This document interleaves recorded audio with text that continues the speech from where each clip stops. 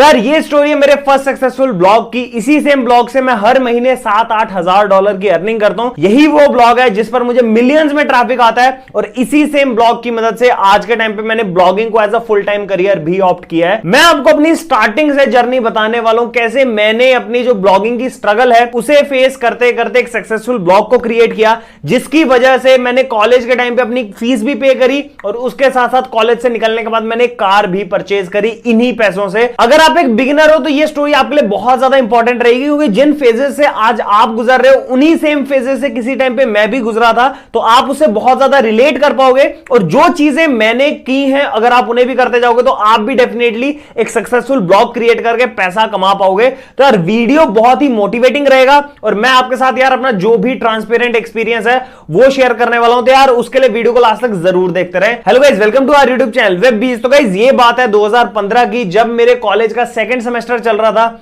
उस टाइम पे मेरे दिमाग में यही था कि भाई मैं कुछ अपने कॉलेज में करूं ताकि मैं अपनी एक साइड इनकम कर सकूं। मेरे पापा मुझे हर महीने 2-3 हजार रुपए देते थे। मैं चाहता था कि मुझे 2-3 हजार एक्स्ट्रा बन जाए, जो 6-7 हजार रुपए मेरे बनेंगे उससे मैं कॉलेज के टाइम पे अय्याशी कर सकूं। और जो अय्याशी होती है वो है कि यार हमने समोसे खा लिए, पराठे खा लिए, जब मन करे छोले भटूरे खाने का वो सब कुछ कर लिया। आपके साथ भी ऐसा होता होगा कि आपको भी दिखता है कि कॉलेज के टाइम पे कुछ लोग ज्यादा पैसा खर्च रहे हैं, आपके पास कम पैसे हैं, या फिर आप मिडिल क्लास से हो तो आप शायद उतना पैसा नहीं स्पेंड कर पा रहे हो। तो इसी रीजन की वजह से मैंने ब्लॉगिंग स्टार्ट करी और शायद यही आपका भी रीजन रहेगा। मेरे कॉलेज में उसी टाइम पर एक दोस्त था जो कि ब्लॉगिंग की मदद से बहुत ज्यादा महंगे गैजेट्स लेता था। उसका लाइफस्टाइल बहुत अच्छा था, जो चीज उसे चाहिए होती थी वो खरीद लेता था। और वहीं से मुझे इंस्पिरेशन मिली एक वेबसाइट स्टार्ट करने की। अब यहां पर इंस्पिरेशन तो मैंने ली, लेकिन मैंने उसके साथ साथ उसका आइडिया भी कॉपी कर लिया, जो बहुत सारे ब्लॉगर्स करते हैं। बिगिनर्स देखते हैं कि किसी बंदे का सक्सेसफुल ब्लॉग न्यूज वेबसाइट है तो वो भी न्यूज वेबसाइट स्टार्ट कर देते हैं। किसी ने शायरी वेबसाइट पे अच्छी सक्सेस पा रखी है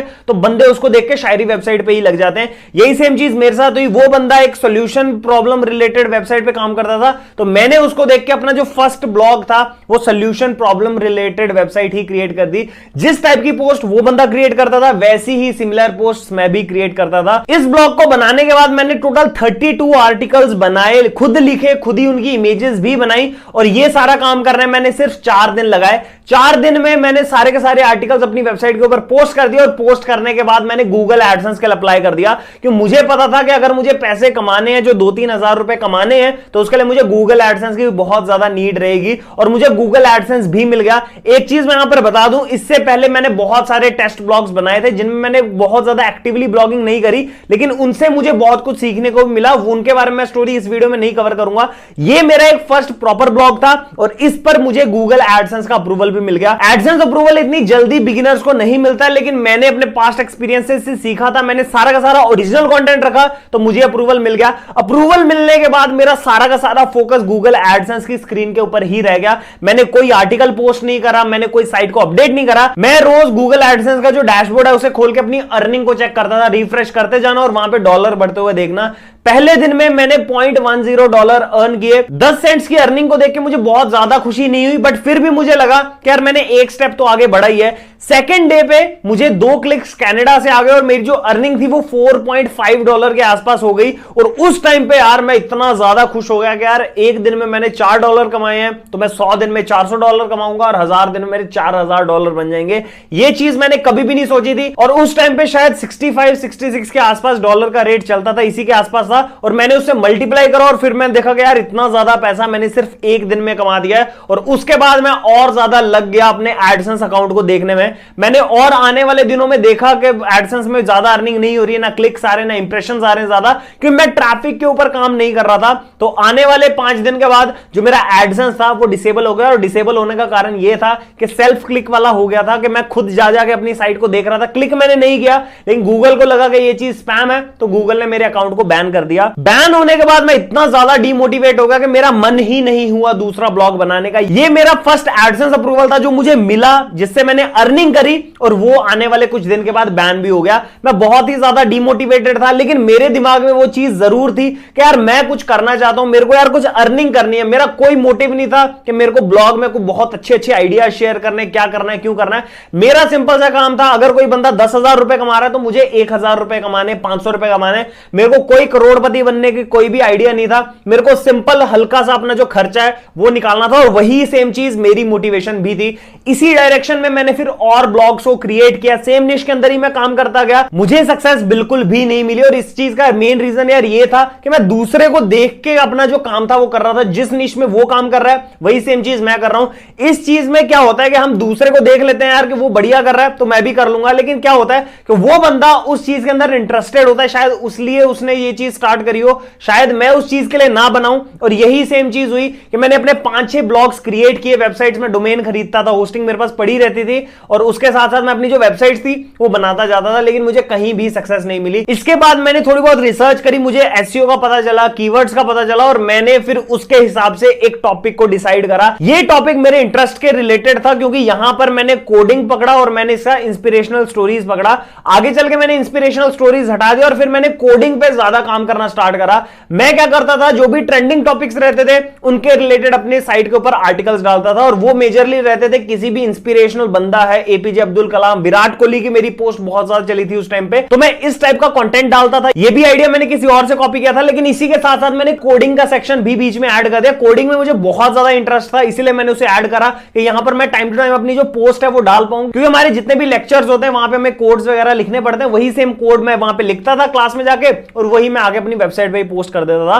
तो ये चीज से क्या हुआ, मैं कंटिन्यूअसली कंटेंट पोस्ट करता गया। साइड बाय साइड में अपनी जो इंस्पिरेशनल पोस्ट रहती थी वो कभी मैंने लिख दी, कभी मेरे ब्रदर ने लिख दी। हम वीक में एक आधी पोस्ट लिख के डाल देते थे किसी भी इंस्पिरेशनल बंदे के बारे में। तो इससे क्या हुआ, हमें इंस्पिरेशनल वाली साइड से कुछ ट्रैफिक आने लग गया, कुछ हमारी पोस्ट रैंक कर गई 7वें 8वें नंबर पे, रैंडमली कहीं रैंक कर गई, और उससे हमें ट्रैफिक इनिशियल आने लग गया। इनिशियल ट्रैफिक को देख के मुझे बहुत ज्यादा मोटिवेशन मिली, और मेरी कुछ पोस्ट गूगल की टॉप पोजीशंस पे रैंक कर गई कोडिंग निश के अंदर, और इस तरीके से मेरी साइट के ऊपर बहुत बढ़िया सा ट्रैफिक आने लग गया। जैसे जैसे मेरी साइट ग्रो करती गई, मैं अपनी साइट के ऊपर टॉपिक्स को ऐड करता गया। जहां जहां से मुझे ट्रैफिक का सोर्स लग रहा था कि यार यहां से ट्रैफिक आ सकता है, इस कीवर्ड से ट्रैफिक आ सकता है, इस निश से ट्रैफिक आ सकता है, वो सब कुछ मैं अपनी साइट के ऊपर डालता गया। मेरी साइट के ऊपर कोई भी मेरा आइडिया नहीं था कि यार मुझे इससे बहुत ज्यादा अर्निंग करनी है, मुझे इस चीज के बारे में आइडिया शेयर करना है। मेरा सिंपल सा फोकस था कि मुझे कुछ आर्टिकल लिख के ट्रैफिक डाइवर्ट करना, ताकि अगर ट्रैफिक आएगा तो मैं डेफिनेटली कभी ना कभी अर्निंग तो कर ही लूंगा। और यही सेम चीज रही कि मेरी साइट पे धीरे धीरे ट्रैफिक आता गया, ट्रैफिक आता गया। मैंने इसको मोनेटाइज बिल्कुल भी नहीं किया। जैसे जैसे मेरी साइट के ऊपर ट्रैफिक बढ़ता गया, मैं और ज्यादा काम करने लग गया। ये जो काम का मैंने आपको बताया है कि मेरी साइट के ऊपर ट्रैफिक आने लग गया, इसमें बहुत ज्यादा टाइम लगा। ये ऐसा नहीं है कि 2-4 दिन में मेरी साइट के ऊपर ट्रैफिक आने लग गया और ये सब कुछ बढ़ गया।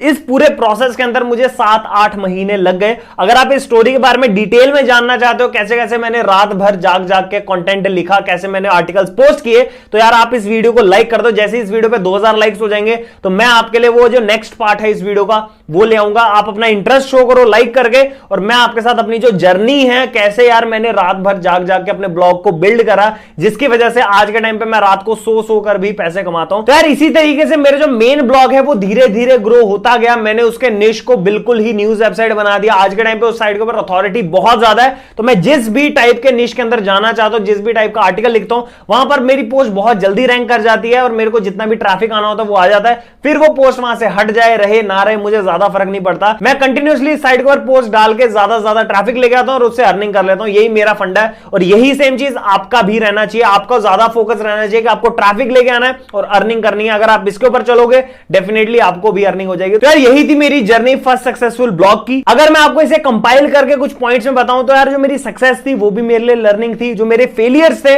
वो भी मेरे लिए लर्निंग रहे। इसके साथ साथ जो मेरी मिस्टेक्स थी वो भी मेरे लिए लर्निंग रही, और इसके साथ साथ जो मैंने सीखा, लर्न किया, उसे मैंने इंप्लीमेंट करा। और वही रीजन है कि मैं सीखते सीखते ग्रो हुआ, और मेरे ब्लॉग्स भी ग्रो हुए और मेरी अर्निंग भी ग्रो हुई। आई होप आपको ये जो मेरी स्टोरी है इसमें से कुछ पार्ट रिलेटेबल लगा होगा। अगर लगा तो यार डेफिनेटली मुझे कमेंट सेक्शन में बता देना। और एक चीज मैं आपको बता दूं, अगर आप इस जर्नी में किसी भी एंड पे हो, आपने भी स्टार्ट किया है ब्लॉग, या आपको भी सक्सेस नहीं मिल रही है, आपको एडसेंस अप्रूवल नहीं मिल रहा है, या फिर आपका एडसेंस डिसेबल हो गया है, या फिर आपको ट्रैफिक नहीं आ रहा है, आप अभी इस जर्नी में किसी एंड पर हो, तो डेफिनेटली यार मुझे कमेंट सेक्शन में बता देना। और एक चीज मैं आपको बता दूं कि आप अगर काम लगातार करते रहोगे तो आप भी डेफिनेटली धीरे धीरे इस जर्नी में आगे बढ़ते जाओगे और आपको भी एक दिन सक्सेस मिलेगी।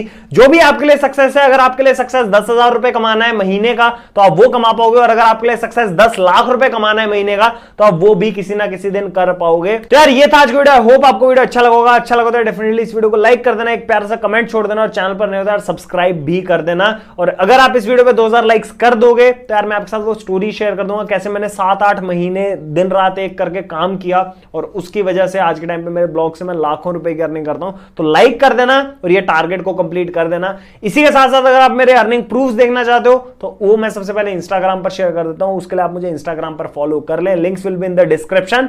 That's all for this video. I will meet in the next one. Till then bye bye.